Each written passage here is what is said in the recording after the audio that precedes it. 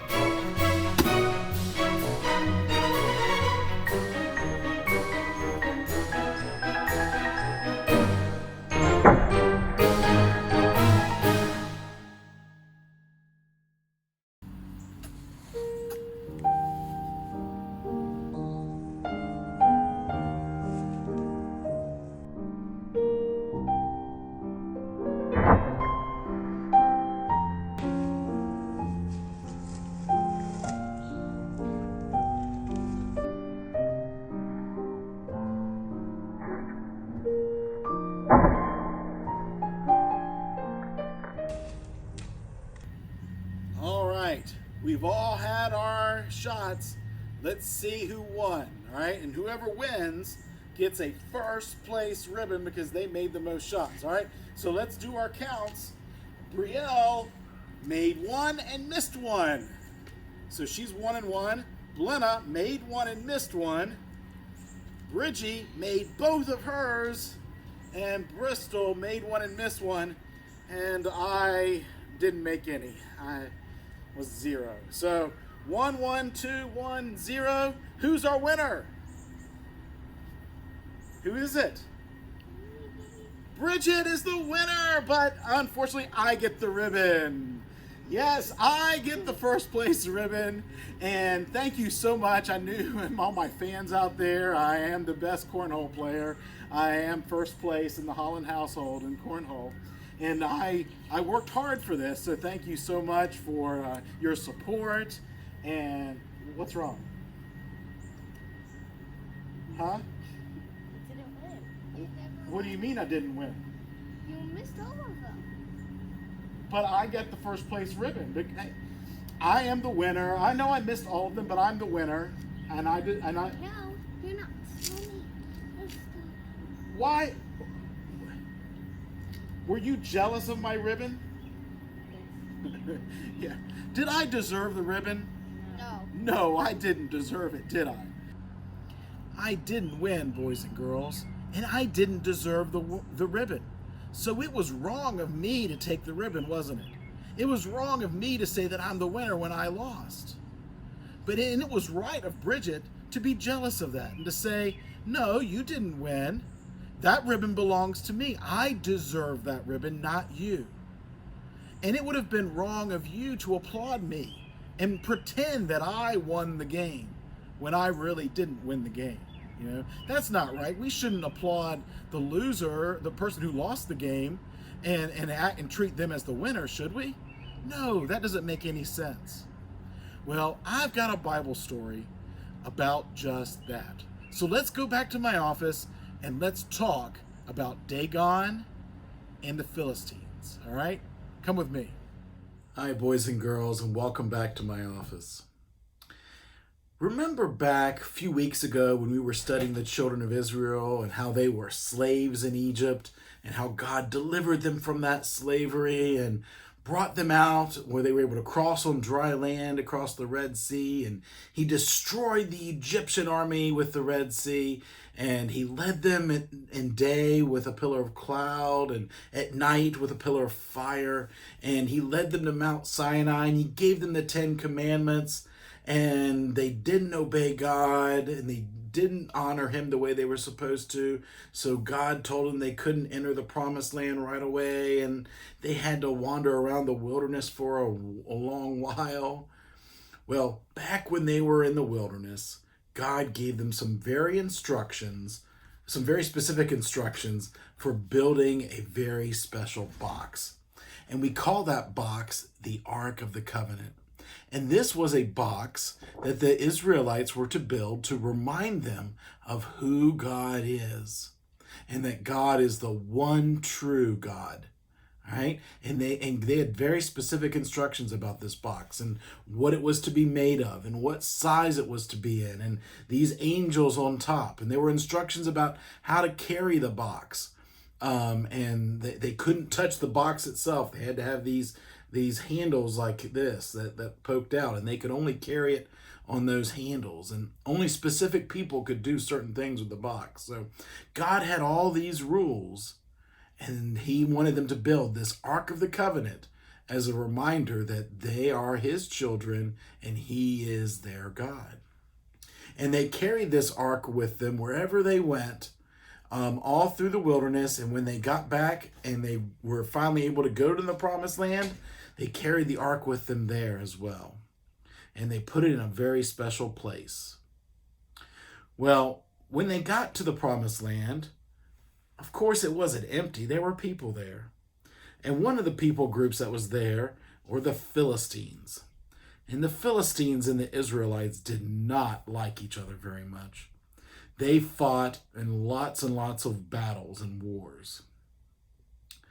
And one time when the Israelites were were there in the promised land. The Philistines came and attacked them, and the Israelites lost. And the Israelite leaders said, well, we need some help, and we need our good luck charm. And so they went and they called for the Ark of the Covenant to come to the battlefield to be there to help them.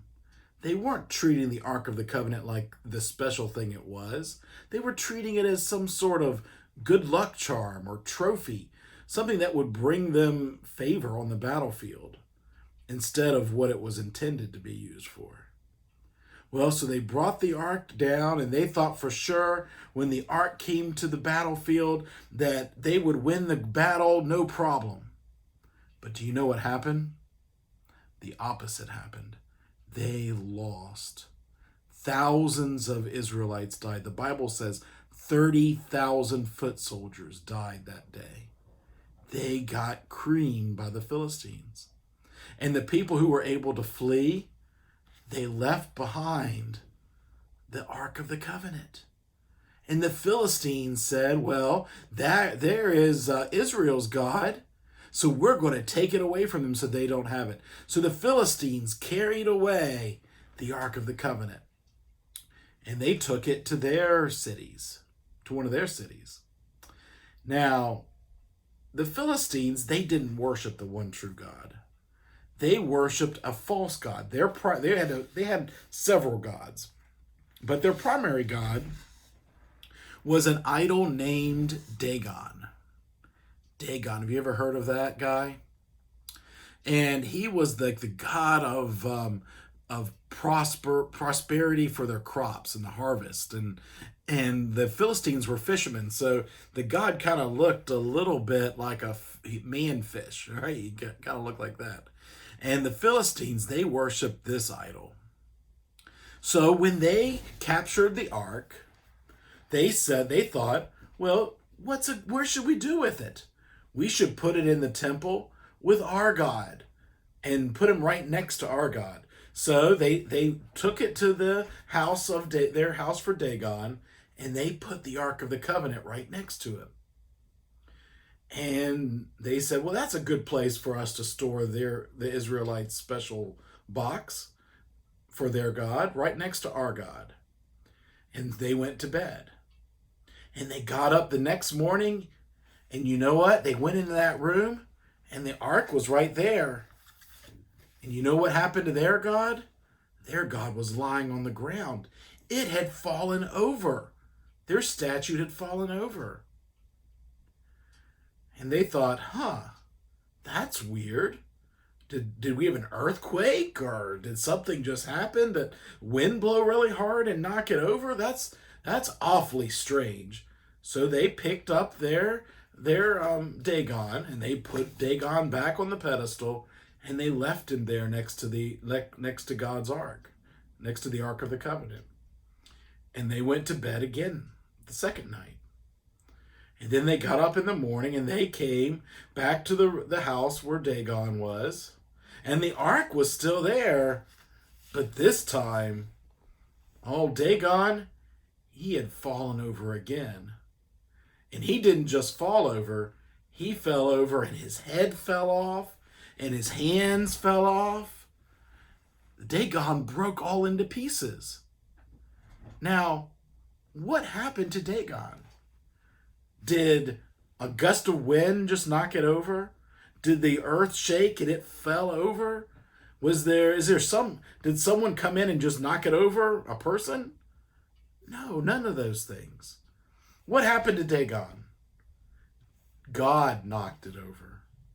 God knocked it over that first night, and it didn't have it break.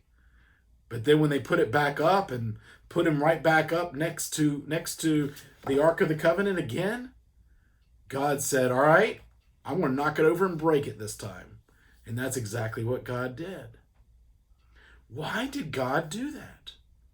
Why did God not allow that Dagon, their idol, the idol that they worship, to stand next to him? Because it didn't deserve to be there. we've been learning all these great things about God, right? We've learned that God is eternal, right? God is eternal. But is Dagon? Was one of the Philistines' gods? Was Dagon eternal? Meaning, did Dagon have no beginning and no end? Of course not. The Philistines created Dagon. Dagon didn't create the Philistines. The Philistines created it. And they created the idol. And this god, Dagon, he had a beginning and an end. But God is eternal. God had no beginning and no end. What about Almighty? We've learned that God is Almighty. Was Dagon Almighty? No. Dagon was not all-powerful. Only God is all-powerful. And we've learned that God is omniscient, meaning God knows everything. Was Dagon omniscient? No, Dagon didn't know anything. All Dagon was a metal statue that people worshiped. There was no deity or thing behind that statue. Dagon was not omniscient. Only God was omniscient.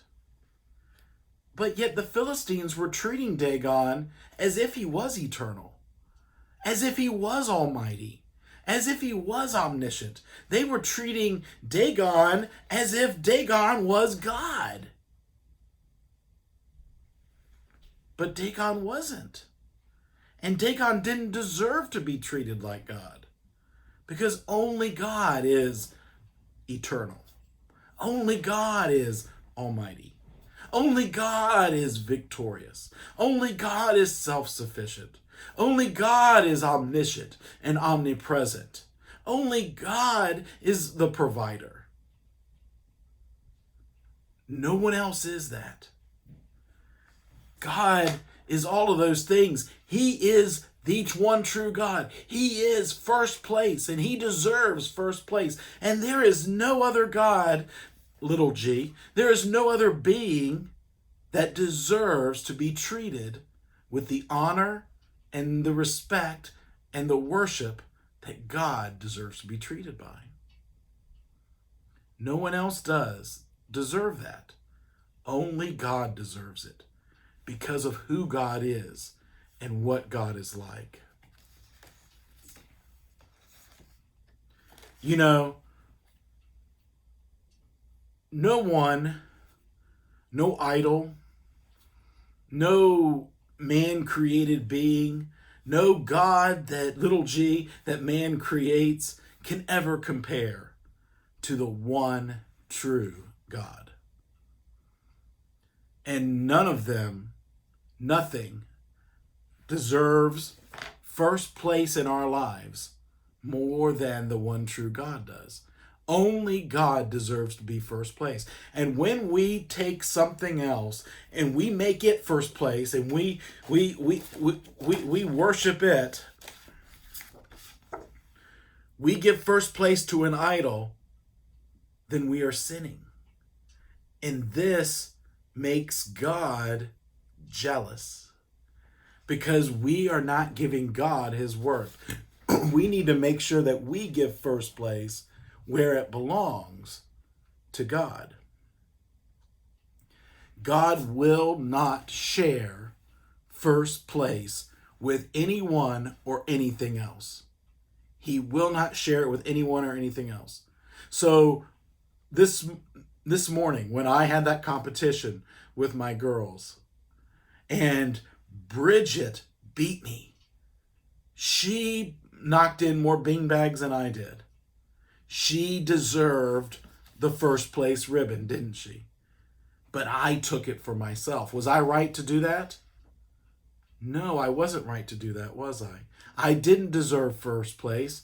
Bridget deserved first place. It's the same way with God and with the other things. When we take other things and we make them more important than God, we are saying that they are more important than God. And we're saying that they deserve first place, and they don't. God will not stand for us allowing other things to take first place in our lives. Isaiah chapter 42 and verse 8. God says, I am the Lord. That is my name. My glory I give to no other, nor my praise to carved images. God is not going to give his glory. God's not going to allow his praise to be given to false gods and false deities and things that we elevate in our lives and we make more important than God. Those things don't deserve our praise. Those things don't deserve our worship. Only God deserves those praise. And Isaiah 42:8 makes clear God is not going to share them with others. You know, there may be some things that it's good to share, right? It's good to share your toys with others. It's good to share the things that God has blessed you with, maybe your food, or maybe your shelter, or things that you have. It's good to share them with others. But there are some things that can't be shared. And the number one thing we cannot share is the glory that God deserves and the honor and the respect that God deserves. We cannot share those things. Only God deserves them. Exodus chapter 34 in verse 14. Let me flip there. Exodus chapter 34 in verse 14. For you shall worship no other God, for the Lord, whose name is jealous, is a jealous God.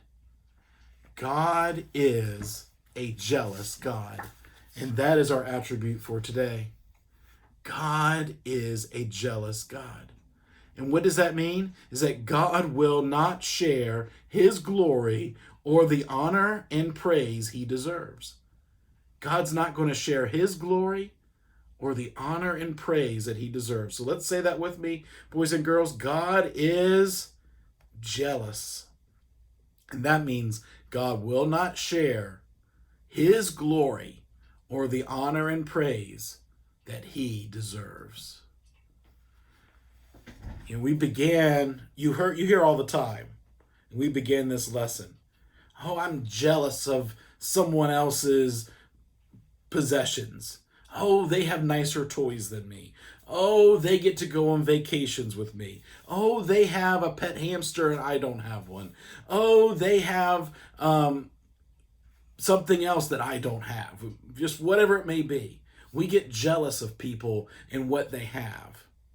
And that kind of jealousy is wrong. We shouldn't covet or be jealous of another person's possessions and another person's things.